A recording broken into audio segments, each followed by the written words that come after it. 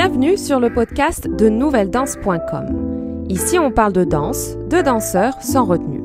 Ancienne danseuse professionnelle, je suis Morgane et je peux enfin vous partager l'expérience, les conseils, les témoignages et les bruits de couloir de cet univers mouvementé. Le podcast est disponible sur de nombreuses plateformes, alors n'hésitez pas à vous abonner pour ne rien rater. N'oubliez pas de mettre une bonne note ou un commentaire gentil, ce sera un bouquet de fleurs pour m'encourager pour la suite. Retrouvez-moi sur le site nouvelledanse.com ou sur la chaîne YouTube Nouvelle Danse. Alors, aujourd'hui, on va parler de pourquoi sortir de sa zone de confort. Tu te dis, mais pourquoi parler de ça ? Parce que ça va peut-être rien m'apporter. Quel rapport avec la danse ? C'est un rapport vraiment très important de sortir de sa zone de confort. Et je vais te dire qu'est-ce que ça signifie à mes yeux, d'après moi, sortir de sa zone. Parce que c'est justement en essayant, en tentant, sortir de cette zone-là, c'est comme ça que tu vas progresser et que tu vas te dépasser. Je pense qu'on a tous des objectifs en danse, peu importe si tu veux devenir danseur, danseuse professionnelle ou pas, mais on a tous en tête, par exemple, de réussir un certain type de mouvement ou de mettre ses pointes, de mettre des pointes, de tourner, faire des fouettés ou mettre la jambe ici ou des grands battements ou des sauts, peu importe. On a tous quand même des petits objectifs et je pense que c'est bien tant que c'est pas dans l'excès. Et c'est pour ça que si tu restes trop dans ta routine, c'est pas forcément comme ça que tu vas y arriver. Pourquoi ? Alors, avoir une routine, c'est bien, mais il faut pas non plus aller dans les excès. Comme je dis, en fait, il y a toujours une histoire de balance, de juste milieu. Garder une routine, c'est bien parce que c'est bien pour ton corps, c'est bien pour ton mental. Comme ça, au moins, tu es habitué et c'est comme ça que tu vas progresser également. Mais si tu fais toujours les mêmes choses, ton corps, il va s'habituer et après, tu pourras plus progresser. Je vais prendre l'exemple, par exemple, même des médicaments. Si tu prends, par exemple, le même médicament depuis des années, toujours à la même heure, peut-être que ce médicament-là, il va plus faire effet. Et au bout d'un moment, tu vas devoir soit changer l'heure, soit tu vas devoir monter le dosage. En tout cas, tu vas devoir changer. C'est pareil en danse. Ça ne veut pas dire, attention, qu'il faut faire peut-être plus d'heures de danse, mais peut-être qu'il faut que tu changes quelque chose. Et là, actuellement, je suis en train de l'expérimenter. Alors, de temps en temps, je le fais. En fait, j'ai toujours une routine à l'heure à laquelle, par exemple, j'allais m'entraîner. J'aime bien m'entraîner le matin. J'aime bien faire du renforcement musculaire, du crossfit, par exemple, 3 fois par semaine, les lundis, mercredis, vendredis. J'aime bien aller courir quand je peux. Bon, maintenant, je peux reprendre petit à petit, mais je m'étais blessée, mais au moins 1 fois par semaine. Faire des cours de danse quand ça réouvre, mais au moins faire des cours de danse aussi 2-3 fois par semaine. Prendre des cours de barre à terre. Donc, j'ai mes petites routines, j'ai mes petites habitudes comme ça. Mais là, je me suis dit, en fait, je sens que j'ai besoin de changer ça. Alors, qu'est-ce que je fais maintenant ? C'est que, par exemple, j'aime bien aller faire mes entraînements à 9h du matin et quand je peux, j'essaie d'y aller maintenant à 7h du matin. Alors, moi, je suis une lève-tôt.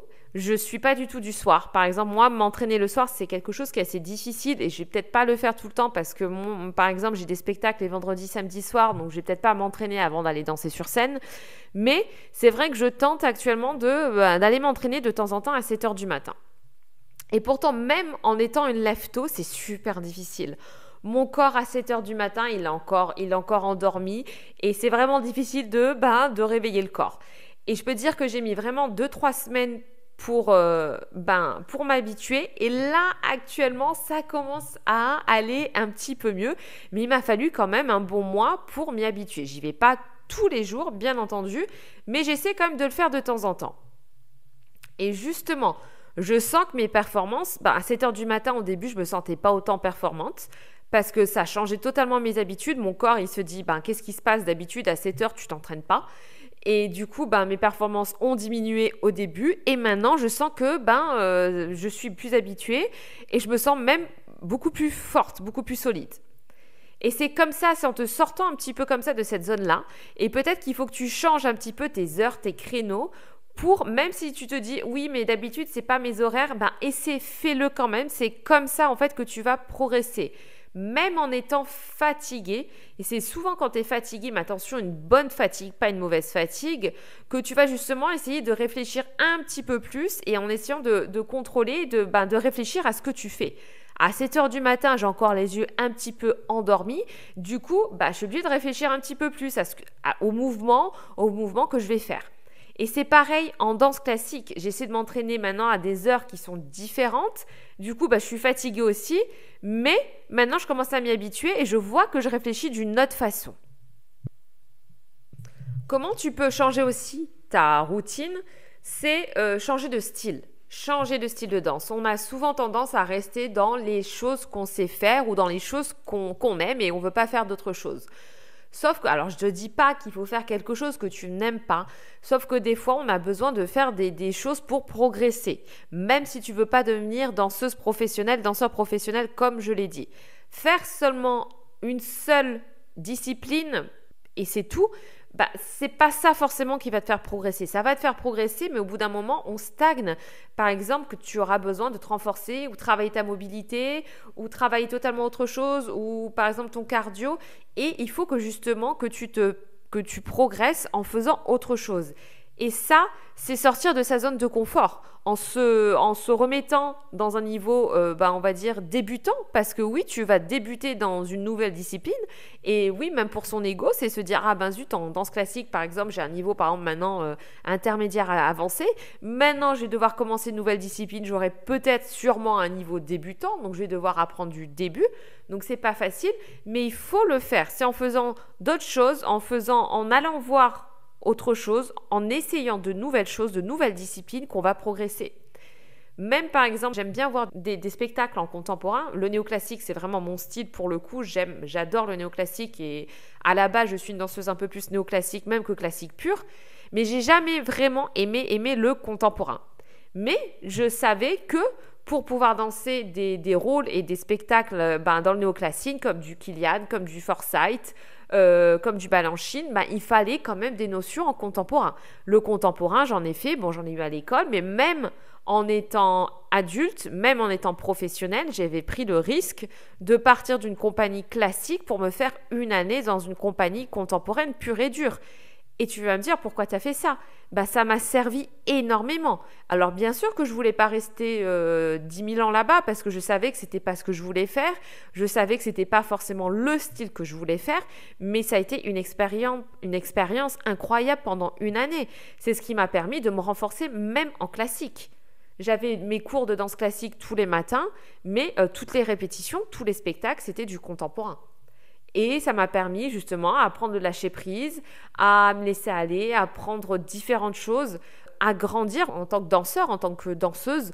J'ai énormément pris et appris une année en faisant quelque chose qui n'était pas à la base fait pour moi. Et c'est pareil pour toi. Il faut que tu fasses pas forcément des choses que tu aimes tout le temps, mais des choses qui peuvent t'aider également, qui peuvent te renforcer dans ce que tu aimes. Et crois-moi que tous les danseurs professionnels font ça.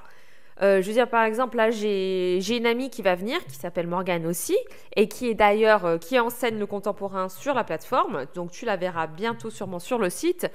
Et là, par exemple, elle a fini sa carrière de danseuse professionnelle.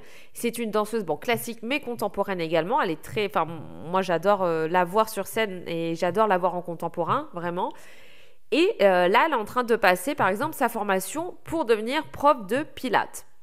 Alors qu'en soi, elle n'a jamais fait vraiment beaucoup de pilates. Elle pourrait plutôt enseigner que du contemporain et rester dans sa zone de confort et point barre. Mais elle sort de sa zone de confort parce qu'elle sait que le pilates, ça va lui permettre de se renforcer même dans le contemporain, même pour l'enseignement, que ça va lui ouvrir d'autres portes, même pour le classique, ça va t'aider. Et c'est ça également sortir de sa zone de confort, c'est apprendre de nouvelles choses. Et là, elle apprend de zéro, même si bien sûr que de zéro, elle a quand même conscience de son anatomie parce que la danse classique l'a aidée à apprendre beaucoup de choses, bien sûr, même sur soi, sur ses limites, etc. Mais elle est obligée d'apprendre de nouvelles choses de 0-0 lorsqu'elle va faire sa formation de pilates. Et ça, c'est sortir de sa zone, ça, c'est sortir de sa routine et c'est comme ça qu'en fait que tu vas progresser. Je sais que, par exemple, j'aimais pas, quand j'étais plus jeune, j'aimais pas faire des improvisations. C'est quelque chose qui me bloquait. Je me souviens qu'en contemporain, des fois, dans les cours de contemporain, oui, maintenant, il faut improviser, etc. Et je me sentais pas à l'aise, j'aimais pas, etc. Et bien sûr que je l'ai évité en grandissant, je voulais pas faire de chorégraphie, voilà. Et c'est vrai que il y a une période où après j'ai commencé, où je me suis dit, il faudrait peut-être que je sorte justement de ma zone de confort. Et pareil, à travailler, à faire des chorégraphies, essayer d'apprendre, voilà. Et même finalement, j'ai pris plaisir à apprendre à faire quelques chorégraphies. Et ça a été bizarre parce que la base de base, j'aime pas forcément faire ça. Et puis finalement, j'ai commencé à prendre plaisir à chercher la musique, à chercher des pas, chercher l'inspiration. Et c'est comme ça en fait que finalement je suis sortie également de ma zone de confort et ça m'a permis aussi de prendre conscience de pas mal de choses, même pendant les cours de danse classique. Si même toi t'aimes pas les improvisations, parce que je sais que je suis pas la seule sur ça, qu'on est beaucoup à pas aimer ça, surtout les danseuses classiques, je t'invite justement et je te conseille de le faire, même de mettre des musiques, même toi toute seule, tout seul. Tu peux même mettre une musique par contre que t'aimes et t'obliger à improviser, même toi tout seul. Je sais que ce qui bloque, ça va être des fois le regard des autres et c'est pour ça qu'on n'arrive pas à improviser. Mais le fait d'être tout seul, même dans ta chambre, tu te fais ton espace, mets une musique que t'aimes et oblige-toi à improviser. Ça va te permettre de te lâcher justement au cours de danse classique et ça aide énormément. Pareil, si tu n'aimes pas par exemple faire des chorégraphies ou seulement créer des chorégraphies, que tu aimes seulement suivre et prendre des cours de danse, je t'invite aussi à justement faire parler un peu ton imagination, à essayer de créer des petites chorégraphies. Ça va t'aider et tu risques même peut-être prendre plaisir ou peut-être pas, peut-être que tu vas détester ça, mais essaie de le faire aussi également et de temps en temps, je dis pas qu'il faut le faire tous les jours, mais une fois de temps en temps, sors comme ça de ta zone de confort et essaie de faire des choses que tu ne fais pas habituellement.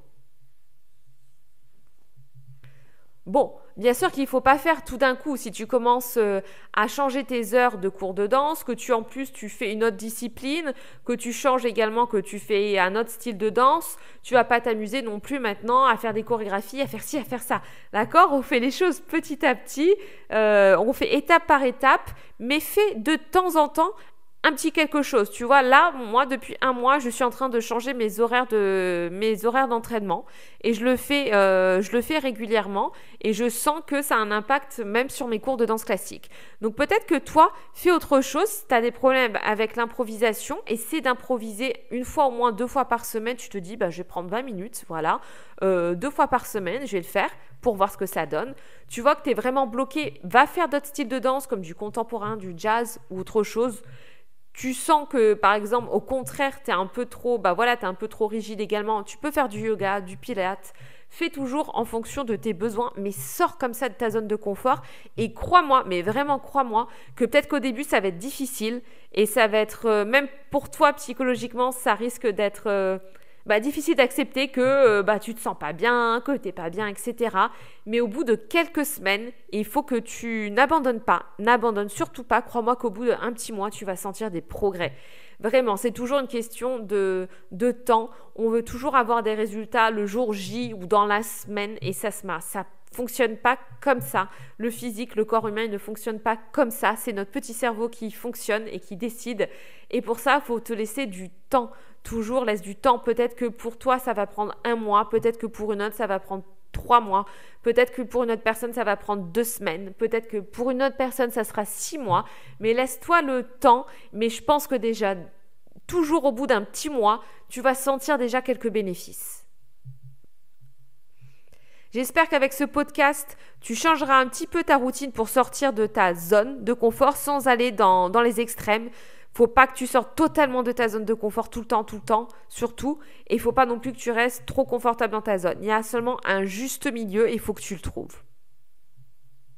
En tout cas, passe une très bonne journée et on se retrouve la semaine prochaine dans un nouveau podcast. Je te fais plein de gros bisous. Ciao, bye. Bon, voilà, il est temps de faire sa révérence. Merci d'avoir partagé ce moment de danse et d'expérience. Le podcast est disponible sur de nombreuses plateformes, alors n'hésitez pas à vous abonner pour ne rien rater. N'oubliez pas de mettre une bonne note ou un commentaire gentil, ce sera un bouquet de fleurs pour m'encourager pour la suite. Retrouvez-moi sur le site nouvelledanse.com ou sur la chaîne YouTube Nouvelle Danse.